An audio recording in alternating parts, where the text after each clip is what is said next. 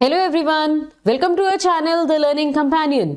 Maths के exam के लिए सबसे ज्यादा इंपॉर्टेंट थिंग होती है कि आपको सारे फॉर्मूलेस याद हो। तो एग्जाम में जाने से पहले सभी चैप्टर्स की फॉर्मूलेस रिवाइज करना बहुत ज्यादा इंपॉर्टेंट हो जाता है। तो इस वीडियो में हम आपके कोऑर्डिनेट ज्योमेट्री के सभी फॉर्मूलेस जो भी आपके चैप्टर में यूज हो सकते हैं या जिस फॉर्मूले से आपका क्वेश्चन आ सकता है वो सभी रिवाइज करेंगे। तो सबसे फर्स्ट है आपके पास x coordinate and y coordinate. आपको पता है कि एक्स कोऑर्डिनेट को हम क्या कहते हैं, एब्सिसा, एंड y कोऑर्डिनेट को हम कहते हैं ऑर्डिनेट।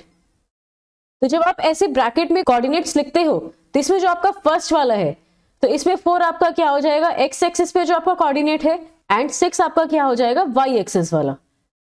तो this is your x axis पे जहां आपकी लाइन मीट कर रही है तो आपका x कोऑर्डिनेट हो जाएगा, एंड जहां आपकी y एक्सिस पे लाइन मीट कर रही है तो वो आपका y कोऑर्डिनेट हो जाएगा। एंड जब आप नंबर लाइन पे अपने कोऑर्डिनेट्स बनाते हो तो उसमें आपके 4 क्वाड्रेंट बनते हैं, first, second, third and fourth.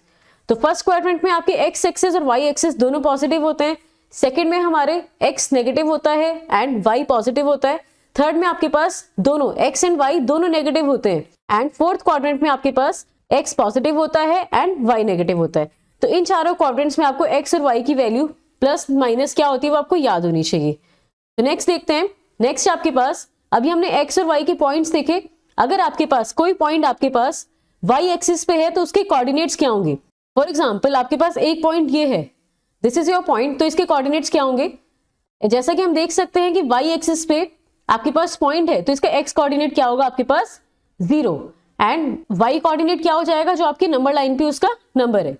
तो अगर आपके पास वाई एक्सिस पे कोई पॉइंट है तो उसका एक्स कोऑर्डिनेट क्या हो जाएगा, 0, एंड कोऑर्डिनेट आपके पास क्या हो जाएगा, 0, y। सिमिलरली अगर आपके पास x एक्सिस पे कोई पॉइंट है, अगर आपके पास इस लाइन पर कोई पॉइंट है तो उसका y कोऑर्डिनेट क्या हो जाएगा, आपके पास 0, तो उसके कोऑर्डिनेट्स को आप किस फॉर्म में लिख सकते हो, x, 0, जिसमें आपकी x की कोई भी वैल्यू नंबर लाइंस के थ्रू आपके पास आ सकती है। नेक्स्ट देखते हैं, सबसे इंपॉर्टेंट आपके पास कोऑर्डिनेट ज्योमेट्री में क्या होता है, डिस्टेंस फॉर्मूला।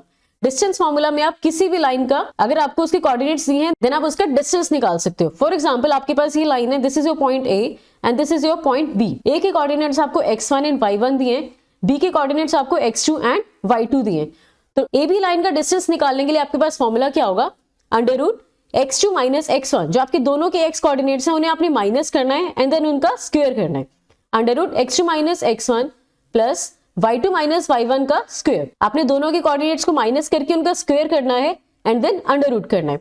इसी इक्वेशन को आप ऐसे भी लिख सकते हो, x2 माइनस x1 की जगह आप x1 माइनस x2 भी लिख सकते हो, बिकॉज जब आप किसी चीज का स्क्वायर करते हो, फॉर एग्जाम्पल -2 का square is also equal to 4 and 2 का square is also equal to 4। तो x1 माइनस x2 करो या फिर x2 माइनस x1 करो, कोई फर्क नहीं पड़ता।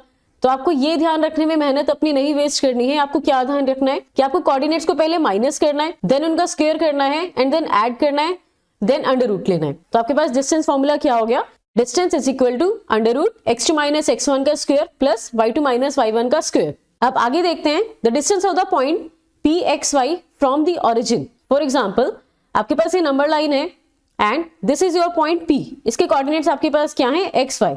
तो क्वेश्चन में आपसे पूछा है कि ओरिजिन से इसका डिस्टेंस बताइए। ये आपका ओरिजिन है, इसके कोऑर्डिनेट्स क्या है, 0, because it is the origin. तो आपको OP का डिस्टेंस निकालना है। तो कोई भी लाइन जो आपकी ओरिजिन से स्टार्ट हो रही है उसके लिए आप सिंपली सीधा ये फॉर्मूला यूज कर सकते हो, that is distance is equal to under root X square plus Y square. ये आपका डिस्टेंस फॉर्मूला है। ये आपका फॉर्मूला किसके लिए, अगर आपकी लाइन ओरिजिन से स्टार्ट हो रही है, दैट मीन्स कि एक कोऑर्डिनेट आपके पास क्या है, 0, 0। नेक्स्ट आपके पास डिस्टेंस फॉर्मूला की एप्लीकेशंस। ये टॉपिक बहुत इंपॉर्टेंट रहता है, इसमें से क्वेश्चन आता ही आता है।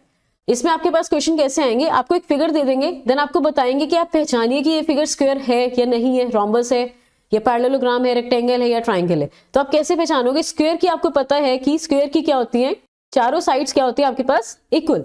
तो सबसे पहले आपने देखना है कि जो आपके पास फिगर है उसकी साइड्स कैसी है। अगर चारों साइड्स इक्वल है, 4 साइड्स आर इक्वल एंड उनके डायगोनल्स, अगर ये वाले डायगोनल्स भी आपके पास इक्वल है तो आपके पास वो क्या होगा, डेफिनेटली क्या होगा, स्क्वायर होगा। बट एक बार एंगल्स भी चेक कर लेना आप, अगर एंगल्स 90 हैं तो ही आपके पास वो स्क्वायर बनेगा।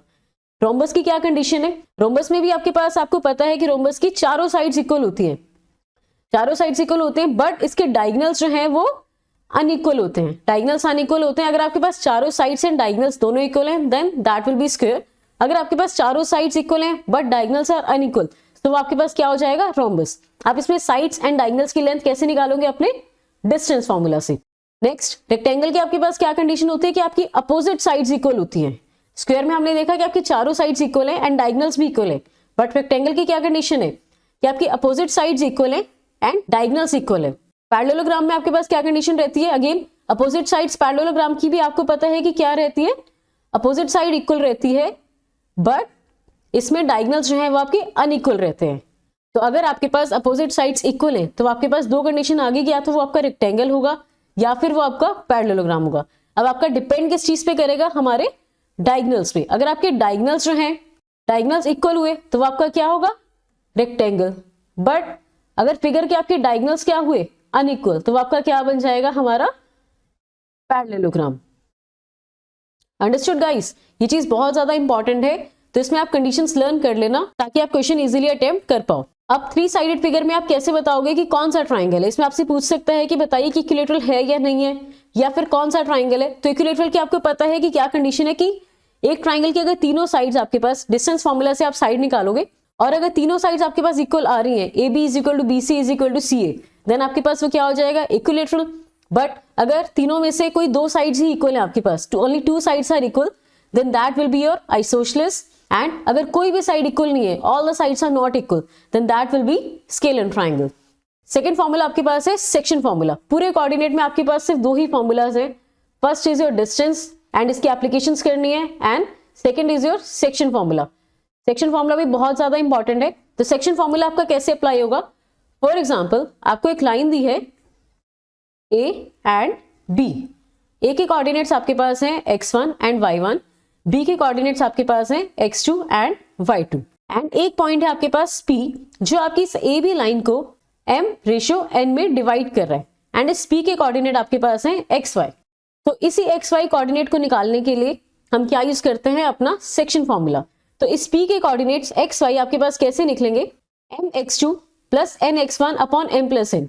इस m के साथ पहले आप इसके कोऑर्डिनेट को मल्टीप्लाई करोगे, देन आप इस n को इस x1 से मल्टीप्लाई करके उन दोनों को ऐड करोगे, देन आप divided by m plus n। It means कि आपके जो दोनों रेशियोज हैं उनको आपने प्लस करके अपनी पूरी इक्वेशन को इस चीज से डिवाइड करना है।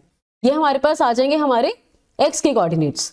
y के कोऑर्डिनेट निकालने के लिए आपके पास क्या है, my2 plus ny1 divided by m plus n। Same वही है जो हमने x के लिए करा था। तो ये आपके किसके कोऑर्डिनेट्स आ जाएंगे, आपके पास y के कोऑर्डिनेट्स।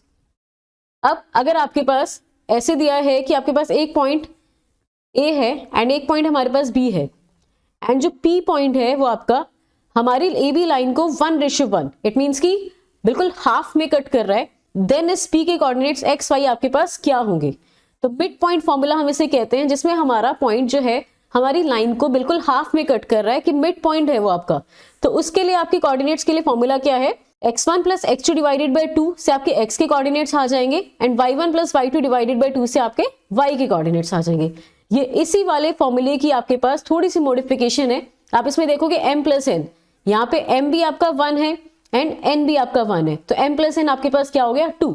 तो सिंपली हम ये फॉर्मूला याद कर लेंगे, that mid point formula is x2 plus x1 divided by 2, y2 plus y1 divided by 2। तो ये आपका था सेक्शन फॉर्मूला। हमने डिस्टेंस फॉर्मूला कर लिया, सेक्शन फॉर्मूला कर लिया। इससे बाहर आपको कोऑर्डिनेट ज्योमेट्री में कोई भी क्वेश्चन नहीं आ सकता। अगर आपने ये दोनों फॉर्मूलेस एंड इनकी एप्लीकेशंस बहुत अच्छे से करी हैं, तो आप कोऑर्डिनेट आपका जितने भी मार्क्स का आएगा, आपके वो सारे मार्क्स बिल्कुल पक्के हैं। तो guys, all the best for your exams. So I hope कि आपको कोऑर्डिनेट ज्योमेट्री के सारे फॉर्मूलेस याद हो जाएंगे एंड आप इन्हें अच्छे से अपने एग्जाम में अप्लाई भी कर लेंगे। तो इसी तरह से अपनी नेक्स्ट वीडियोस में हम आपको सभी चैप्टर्स के टर्म 1 में आपके जितने भी चैप्टर्स आ रहे हैं उन सभी के फॉर्मूलेस रिवाइज करवाएंगे। तो प्लीज उन वीडियोस को देखना, and please subscribe to our channel and also like this video and share it with your friends, and all the very best for your exam. Thank you guys.